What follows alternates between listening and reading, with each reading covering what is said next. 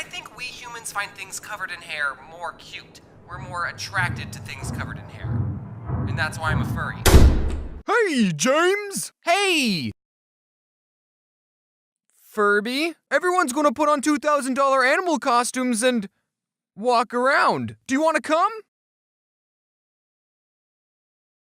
No. But don't let me stop you from this hobby of yours. I may not understand why you like it, but as long as you're not harassing or hurting anyone, or anything, then do whatever makes you happy. Also shower regularly and eat your vegetables. So, in the last video, I made a haha joke about being a furry. I said given the choice between an animal with fur and one without fur, that most people would think the animal covered in fur would be cuter. And if we applied that logic to people, then everyone would be a furry. I got a mixed bag of responses to that joke. Okay, I was looking at all the comments about James saying he's a furry, and in my opinion, it shouldn't matter. If James is a furry and he told you, that means he trusts you and thinks that you would accept him the way he is. I don't care, I'm not watching him anymore. Well, that's really nice of you, Mr. Branch. But I still don't trust you. A lot of people were confused, so for the remainder of this video, every time I make a joke, it will be followed by this message. 2 muffins are in an oven. One says, boy, it's hot in here. And the other says, yeah, you live in Arizona, what'd you expect? But I'd say for the most part, you guys were very accepting. So that's good to know if I ever do want to come out as something. But if we wanted to talk about someone who is a furry, then look no further than 600 BC. You have to look pretty far. What am I talking about? I'm talking about this man named Aesop. Aesop. Asuabwe. This man was the world's first furry. Okay, I'm calling him a furry because he wrote a lot of fables with talking animals in them, so I'm making fun of him for writing a lot of furry fan fiction. I'm making fun of a dead person. I made a video about 1.5 years ago reading some of Aesop's fables, and that video is what this official Odd Ones Out shirt is referencing. Fables are short stories, usually with talking animals that have a moral at the end. Characters in fables don't have names. They're just simple cookie-cutter characters. You don't have a fable with Michelangelo and Raphael from the Ninja Turtles. No, you have a fable with the tortoise and the other tortoise. So I'm gonna read some more of Aesop's fables, but I'll be focusing on just one character, the fox. The fox gets around. You could pick any animal and a fable exists with that animal being taken advantage of by a fox. The fox and the Triceratops. That fable probably exists. With the amount of fables the fox has been in, you'd expect him to be more moral than Gandhi. Aesop really liked foxes. His persona was probably a fox. The fox and the goat. So once there was this fox eating some cheese, he wasn't looking where he was going and he fell down a well. The fox had no way of getting out. Then a goat just so happened to be walking by and said, "Hey, what are you doing down there, you silly goose?" "Actually, I'm a fox," said the fox. "I was just drinking some of this lovely water. Is it good?" "Oh, it's only the best water in the entire universe." So the goat decided to jump down and join the fox. But then the fox used the goat. He used her as a stepping stool to get out of the well. The website I'm reading this from has an interactive picture that shows the events that happened. Let's watch.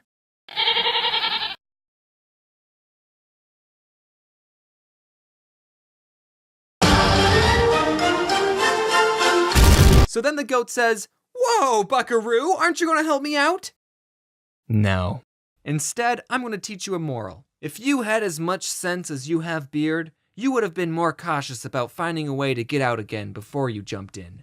Look before you leap, you stupid idiot. Okay, goodbye. But Fox, you fell into the well too. You were the one not looking. The goat looked, you just lied to her. And you got away with it. So the real moral of the story is, you can abuse the people in your life with no consequences, as long as they end up dead in a well. The Fox and the Crab.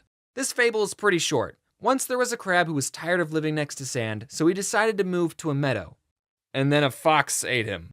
That's the real fable! It counted as one of Aesop's 665. And the moral is, be content with your lot. Don't move, don't travel, don't try and live in a better location because a fox might eat you! Just live in your studio apartment and deal with it! The lion, the bear, and the fox. This baby goat, he's a kid, went up to a lion and a bear and said, "Have you seen my mom? I haven't seen her in a couple of weeks. She said she was gonna get some water and a pack of smokes, and she hasn't come home." But the bear and the lion didn't care. They started fighting each other over who would get to eat the baby goat.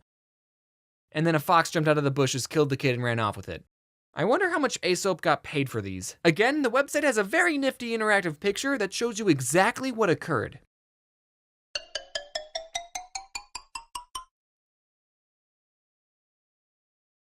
And the moral of the story?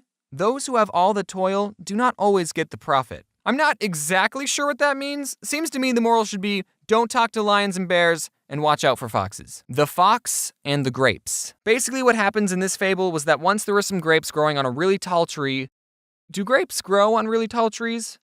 Maybe they did in 600 BC. And the fox really wanted some of the grapes. Do foxes like grapes?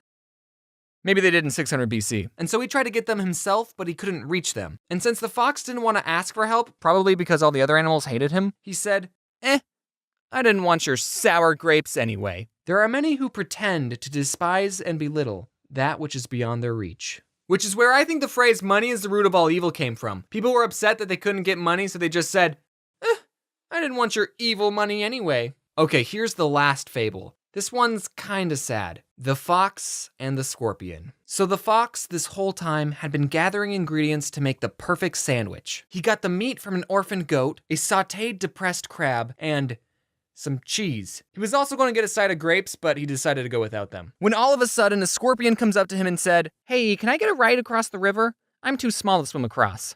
Ha! Nice try, Slick. If I gave you a ride, you'd just sting me. No, if I did that, we'd both drown. It would be a lose-lose. All right, I'll help you out. I've been acting like a huge jerk lately, all to make this one sandwich. But I'm gonna change starting now. For once, I'm gonna be helpful. So the fox gives the scorpion a ride when all of a sudden... Why'd you sting me? Because I'm a scorpion. It's in my nature. Yeah, but you're a talking scorpion. I thought you'd have enough cognitive sense to know not to do that. You even said yourself that if you stung me, we'd both die. Actually, I can hold my breath for 6 days. What? Yeah, watch. My sandwich. And then the fox died. He had no family, no friends, and no sandwich. And that's why you never help scorpions.